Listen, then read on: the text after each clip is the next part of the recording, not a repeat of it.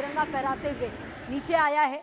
आपको बता दें, चीन की सीमा से महज 300 किलोमीटर दूर जब ये फाइटर जेट हाईवे को अपना घर बनाते हैं तो बीजिंग के रडार पर खलबली मच जाती है। इसकी रफ्तार देखिए, इसकी सटीकता देखिए। ये ड्रैगन के लिए सीधा संदेश है कि भारत ने अब अपनी सीमा पर अवैध दीवार भारत ने खड़ी कर दी है। जी हाँ, ये जो राफेल है, सुखोई है, ये सीधा सीधा संदेश देते हैं। और इन विजुअल्स को मत भूलिए। जी हाँ, ALH हेलीकॉप्टर से रस्सी के सहारे उतरते थे जाबाज कमांडो। ये दिखा रहा है कि अगर युद्ध हुआ तो भारत सिर्फ हवाई हमला नहीं करेगा, बल्कि दुश्मन की जमीन पर घुसकर उसे मिट्टी में मिला देगा।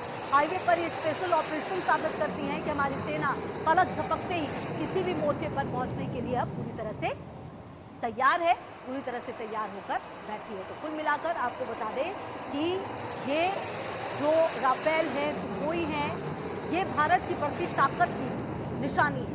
मुरान का महाकाल है, ये मोदी का प्रहार है। जी हाँ, मुरान हाईवे पर 4.2 किलोमीटर की अजय एयर स्ट्रिप, ये जो आप देख रहे हैं ना, ये अजय एयर स्ट्रिप है। जी हाँ, इसको कहा जा रहा है क्योंकि विमानों का महाशक्ति प्रदर्शन है ये।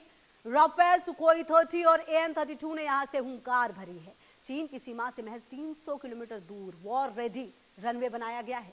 40 टन के फाइटर और 74 टन के मालवाहक विमानों का वजन सहने के लिए सक्षम है।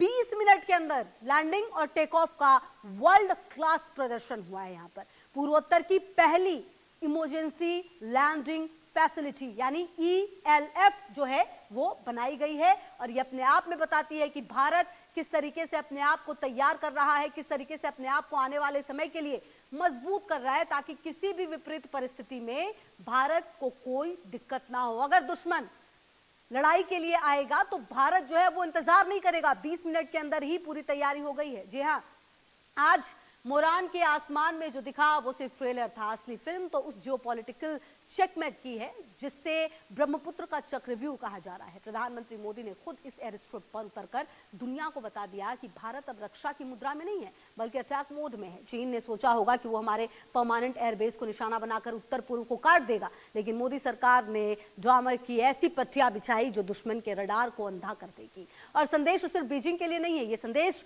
ढाका के लिए भी है। बांग्लादेश में बदलती राजनीतिक फिजा और वहां चीन के बढ़ती परछाई के बीच मुरान में ये लैंडिंग भारत का सबसे बड़ा स्ट्रैटेजिक मैसेज है। ये उन ताकतों को चेतावनी है जो भारत को पूर्व से घेरने का ख्वाब देख रहे हैं। और कहीं ना कहीं ये संदेश सीधा सीधा बिल्कुल साफ है। जी हाँ, तो आपको बता दें कि युद्ध के समय हाईवे पर ही सीधे बमबारी होगी, हाईवे से ही हो सकती है।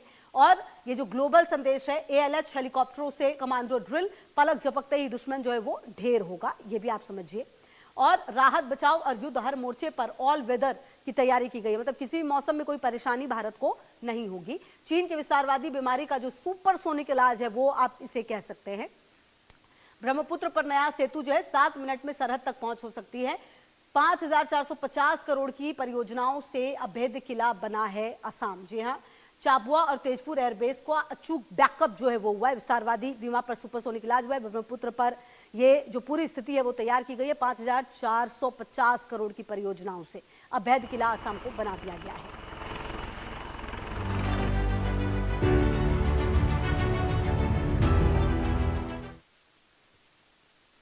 देखिए, गाजा में इस वक्त एक जिंदा कब्रिस्तान में बदल चुका है। हजारों हमास समर्थक मलबे में दब चुके हैं।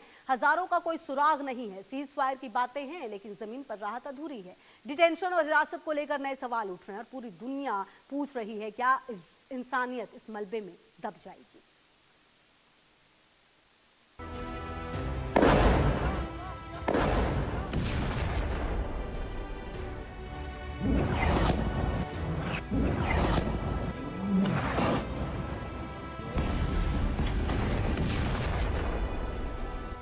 मलबा, लाशें, लापता कट्टरपंथी, राहत के सामने संकट, हिरासत पर सवाल। गाजा में मानवता की बात क्यों? यहूदियों के नरसंहार पर सवाल क्यों नहीं? हमास के कसाईयों के गढ़ गाजा पट्टी में संघर्ष के बाद हालात बेहद भयावह हुए हैं। स्थानीय सिविल डिफेंस एजेंसी के मुताबिक ढही इमारतों के नीचे अब भी हजारों जिहादियों शव दबे हैं। राहत कर्मी सीमित उपकरणों के साथ लगातार खोज अभियान चला रहे हैं। कई इलाकों तक पहुंचना मुश्किल है। क्योंकि सुरक्षा जोखिम और भारी मलबा रास्ता रोक रहा है। गाजा में मलबे के नीचे जिहादियों की कब्र। सिविल डिफेंस के अनुसार हजारों शव अब भी दबे। भारी मशीनों की कमी से राहत कार्य बेहद धीमा। कई इलाकों में पहुंचना सुरक्षा कारणों से कठिन। खोज अभियान संसाधनों के अभाव में बाधित हो रहा। सर्च ऑपरेशन के बीच हजारों लोग अब भी लापता बताए जा रहे हैं। परिवारों को यह स्पष्ट नहीं है कि उनके प्रियजन जीवित हैं या मारे गए। लंबे समय तक मलबा हटाने में देरी के कारण कई शव पहचान से बाहर हो चुके हैं। विशेषज्ञ मानते हैं कि यह संकट केवल युद्ध का नहीं बल्कि मानवीय आपदा का भी रूप ले चुका है। लापता कट्टरपंथियों की चिंता किसको? 3000 से अधिक हमास समर्थकों का अब तक पता नहीं। परिवारों के सामने जीवन मृत्यु की अनिश्चितता बनी। मलबे में दबे शवों की पहचान कठिन होती जा रही। राहत में देरी से मानवीय संकट और गहराया। संयुक्त राष्ट्र विकास कार्यक्रम के अनुसार गाजा में लगभग 61 मिलियन टन मलबा जमा हो चुका है। एजेंसी ने चेतावनी दी है कि इसका एक हिस्सा खतरनाक प्रदूषकों से प्रभावित हो सकता है। मलबा हटाने की प्रक्रिया बेहद लंबी बताई जा रही है और पुनर्निर्माण के लिए भारी आर्थिक सहायता की जरूरत होगी। यूएनडीपी की चेतावनी।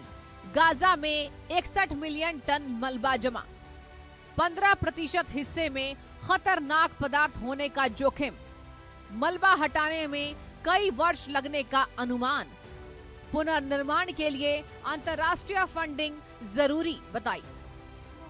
हालांकि अब ट्रंप ने बोर्ड ऑफ पीस का गठन किया तो माना जा रहा है कि जल्द ही गाजा का नवनिर्माण होगा और वह ग्रेटर इजराइल का हिस्सा बनेगा। हालांकि हिरासत और डिटेंशन को लेकर भी गंभीर सवाल उठ रहे हैं। रिपोर्टों के मुताबिक हजारों फिलिस्तीनियों को राष्ट्र सुरक्षा के तहत गिरफ्तार किया गया। मानवाधिकार संगठनों का कहना है कि कई मामलों में कानूनी प्रक्रिया स्पष्ट नहीं है। इनमें महिलाएं, नाबालिग और नागरिक पेशों से जुड़े लोग भी शामिल बताए जा रहे हैं। हजारों लोगों की गिरफ्तारी को लेकर रिपोर्ट सामने आई। मानवाधिकार संगठनों ने प्रक्रिया पर चिंता जताई। महिलाओं और नाबालिगों के शामिल होने की भी चर्चा। कई मामलों में आरोप और ट्रायल की जानकारी अस्पष्ट। 7 अक्टूबर 2023 के बाद से संघर्ष में भारी जान माल का नुकसान हुआ। उपलब्ध आंकड़ों के अनुसार मृतकों में बड़ी संख्या बच्चों, बुजुर्गों और महिलाओं की है।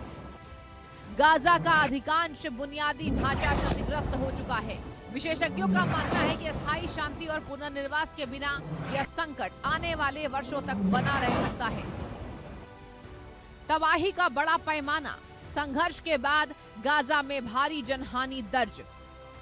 बच्चों और महिलाओं की संख्या सबसे अधिक प्रभावित। बुनियादी ढांचा लगभग पूरी तरह क्षतिग्रस्त बताया गया। पुनर्वास और शांति प्रक्रिया लंबी चुनौती बन सकती। कुल मिलाकर गाजा की स्थिति को देखकर लिबरल गैंग, जो कभी मानवाधिकार के नाम पर तो कभी न्याय के नाम पर अपनी रिपोर्ट देते हैं, ये भूल जाते हैं कि यहूदियों का भी मानवाधिकार होता है। इन्हें गाजा के मलबे की चिंता है, लेकिन यहूदियों के नरसंहार पर इसकी कोई रिपोर्ट नहीं आती है। कुल मिलाकर गाजा में मलबे के नीचे दबे शव, लापता लोग और राहत की कठिनाइयां एक भयावह तस्वीर पेश कर रही है। यह संकट केवल युद्ध का नहीं बल्कि मानवता की जिम्मेदारी का भी सवाल है। अंतर्राष्ट्रीय एजेंसियां चेतावनी दे रही हैं कि पुनर्निर्माण में वर्षों लगेंगे। अब सबसे बड़ा मुद्दा यही है, क्या इस त्रासदी के बीच स्थायी समाधान की राह निकलेगी। Bureau report, India news. चलिए आगे बढ़ते हैं।